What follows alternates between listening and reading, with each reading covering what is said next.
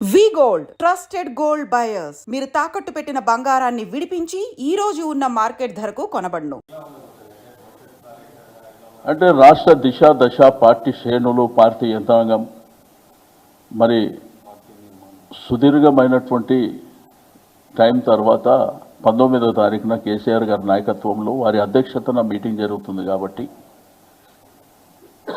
ఆ రోజు ఏమేమి అంశాలు ఎజెండా ఏముందనేది మీకు 18th కానీ 19th ఉదయం వస్తాయి.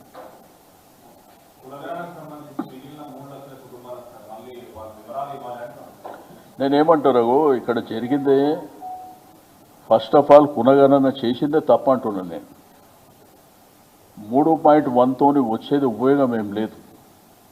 అది ఓవరాల్గా 16 లక్షలు. ఆ 16 లక్షల వలన వచ్చిందేం లేదు. టోటల్గా 60 లక్షల మంది సంఖ్యనే తగ్గిందనేది మా డిమాండ్.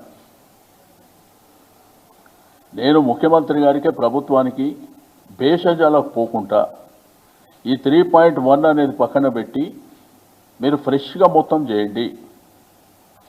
మీకు నిజంగా మీ బీసీల పట్ల చిత్తశుద్ధి ఉంటే వాళ్ళకి న్యాయం చేయాలనేటువంటి సంకల్పం ఉంటే మొత్తం చేయమంటారు. ఎందుకంటే అనేకమైనటువంటి అనుమానాలు దాంట్లో ఉన్నాయి. మాకే కాదు, బీసీ సంఘాలకు కూడా ఉన్నాయి. మీకు డీటెయిల్గా కూడా చెప్పినాయి.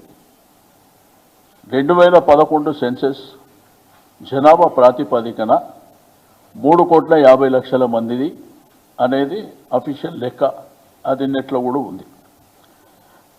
2014లో ఆ సంఖ్య 3,68,00,000కు పోయింది. అంటే 18 లక్షల మంది 11కు 14కు మధ్యన పెరిగినటువంటి వారి సంఖ్య. ఆ సంఖ్య ప్రకారం తీసుకుంటే 51% బీసీలు ఏ కులాలకు సంబంధం లేకుండా ఒరిజినల్గా బీసీలే 51% ఉన్నారనేది లెక్క. ముస్లిం కాకుండా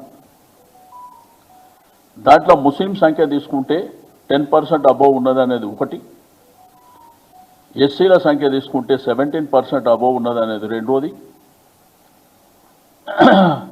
మూడోది ట్రైబల్లో తీసుకుంటే వాళ్ళది కూడా 10.7% అనేది ఒక లెక్క పెరిగినట్ట. 370 వాళ్ళు తీసింది. ఏది 3.1 కాకుండా 354, 775 అనేది వాళ్ళ లెక్క. ఈ 16 లక్షలు కాకుండా ఏది 3.1 ఇప్పుడు అడిగింది. అంటే 3,70,00,000 మంది అనేది వాళ్ళ ఒరిజినల్ లెక్క వాళ్ళు చూపిస్తుంది. మేము అది తప్పు అంటున్నాం. సర్వే ప్రాపర్గా జరగలేదు, గ్రామాలలో జరగలేదు. హైదరాబాద్లో అయితే 30% కూడా జరగలేదు. నేను అసెంబ్లీలో కూడా చెప్పింది. దీంట్లో ఏంటంటే 0 to 6 అంటే పుట్టిన పిల్లల నుంచి 6 సంవత్సరాల వరకు ఉన్న వాళ్ళ సంఖ్య రమారమి 38 లక్షల పైన ఉన్నారు అనేది గవర్నమెంట్ లెక్క. 6 నుంచి 17 సంవత్సరాల వరకు ఉన్న వాళ్ళ సంఖ్య 62 లక్షల పైన ఉన్నారనేది గవర్నమెంట్ లెక్కలు. మరి 3,70,00,000 అంటే మరి మిగిలిన 60 లక్షల మంది ఎక్కడ పోయినా అనేది. రెండోది, మీరు తీసుకుంటే జనాభా లెక్కలు ప్రకారం ఈ 4,32,00,000 మంది 2024-25 పార్లమెంట్ ఎలక్షన్ల ఎలక్షన్ కమిషన్ అఫీషియల్గా ఇచ్చారు. ఎలక్షన్ కమిషన్ అఫీషియల్గా ఇచ్చిన డేటా ఉంది. 432నేమో మన అసెంబ్లీ ఎలక్షన్కి ఇచ్చారు. 332 వాళ్ళు ఇచ్చింది. వాళ్ళేమో 18 years అబోవ్ వాళ్ళే ఇచ్చారు. మామూలుగా అట్లనే ఇస్తారు. మరి ఇక్కడ మిగిలిన వాళ్ళ సంఖ్య ఎక్కడ పోయిందనేది. అందుకే నేను ప్రభుత్వాన్ని మీరు భేషజాలకు పోకుండా ఈ సమాజానికి న్యాయం చేయాలనేటువంటి సంకల్పం ఉంటే మీరు ఫ్రెష్గా సర్వే చేయండి. దాంతోపాటు నిన్న చెప్పినట్టు మేమేదో తీర్మానం చేసి ఢిల్లీకి పంపిస్తాం, దానివల్ల ఉపయోగం లేదు. చట్టం చేయండి. మహారాష్ట్రలో, కర్ణాటక కానీ లేకపోతే తమిళనాడులో జరిగినట్టు చట్టం చేసి మీరు ఏదైతే కామారెడ్డి డిక్లరేషన్ ఇచ్చారో మీరే చట్టపరంగా 42% రిజర్వేషన్, పార్టీల పరంగా కాదు. రెండోది ఏంటంటే జనాభా లెక్కలు తప్పు అని తేలినప్పుడు, ఇప్పుడు 3,70,00,000 మంది అని లెక్క తప్పు తేలినప్పుడు, మీకు అఫీషియల్గా 70-80 లక్షల మందికి నష్టం జరిగినప్పుడు జనాభా ప్రాతిపాదికనే మనకు 15th ఫైనాన్స్ నుంచి డబ్బులు వస్తాయి. జనాభా తక్కువ ఉంటే వచ్చే రెవెన్యూ కూడా అక్కడి నుంచి తక్కువ వస్తుంది. ఒకటి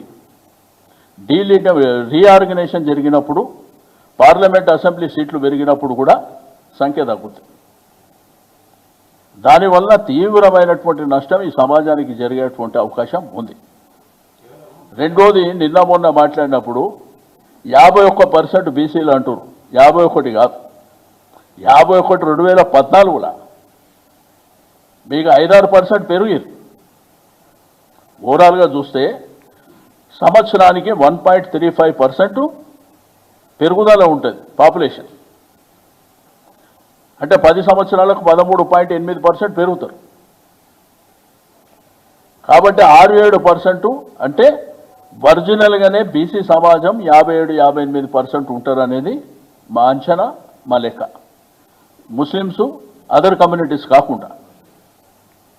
కాబట్టి మా సమాజం అంతా అవేరే ఉన్నారు. వాళ్ళకి నష్టం జరిగితే ఎట్టి పరిస్థితుల్లో ఒప్పుకునే పరిస్థితిలో లేరు.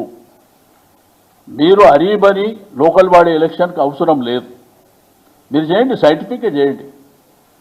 మీ దగ్గర వ్యవస్థ ఉన్నది, అధికారం ఉన్నది, మీరు న్యాయం చేయాలనేటువంటి భావన ఉంటే డెఫినెట్గా మీరు చేయండి. 3.1% చేయడం మూలాన ఒరిగేది ఏముంటుంది.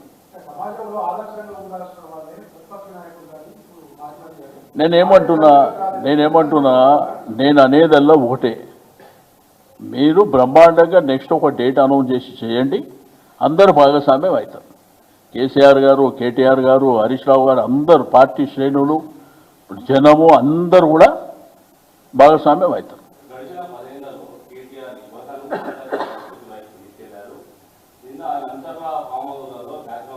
నేనేమంటా బాస్, నేనేమంటున్నా బాస్, ఇప్పుడు పనికి వచ్చేటి పనికిరాని అంశాల గురించి మాట్లాడవలసినటువంటి అవసరం లేదు. ఇప్పుడు ఏదైతే జనానికి అవసరం ఉన్నదో అది మాట్లాడుకుందాం. అవసరం లేని సబ్జెక్టులల్లా ఏదో బురద జల్లాలనేటువంటి కార్యక్రమాలు వద్దు దయచేసి. సమాజానికి, ప్రజలకు ఏది అవసరమో అది చూస్తాం ఫస్ట్. నేనేమంటున్నా, రాష్ట్రంలో చాలా సమస్యలు ఉన్నాయండి, అనేకమైనటువంటి అంశాలు ఉన్నాయి. గ్రామీణ ప్రాంతం నుంచి పట్టణ ప్రాంతం వరకు అనేకమైనటువంటి అంశాలు ఉన్నాయి. దాని మీద ఫోకస్ పెడదాం. ఇవన్నీ పనికిరాని అంశాలు అక్కర్లేదు. అది 17th నిర్ణయం తీసుకుంటాం. 17th ఏదైతే స్టాండింగ్ కమిటీ ఎన్నికలు ఉన్నాయో, ఇప్పుడు బలబలాలు అనేది ఒక లెక్క ఉన్నది. 17th నాడు ఎవరెవరు పార్టిసిపేట్ చేస్తున్నారో దాని ప్రకారం నిర్ణయం తీసుకుంటాం.